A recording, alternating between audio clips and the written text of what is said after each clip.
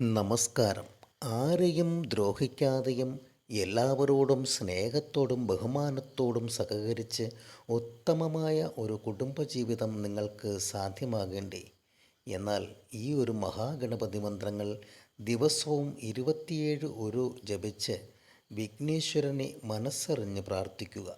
നിങ്ങളുടെ ജീവിത വിജയത്തിൽ തടസ്സം വരുന്ന സകല വിഘ്നങ്ങളും അകറ്റി ധനധാന്യ സമൃദ്ധിയോടെ നിങ്ങൾക്ക് ആയുഷ്കാലം ആയുരാരോഗ്യ സൗഖ്യത്തോടെ സുഖമായി ജീവിക്കാം. മന്ത്രം ഇതാ: ഓം സ്കന്ദഗ്രജായ നമഃ. ഓം ലംബോദരായ നമഃ. ഓം ഗജാനനായ നമഃ.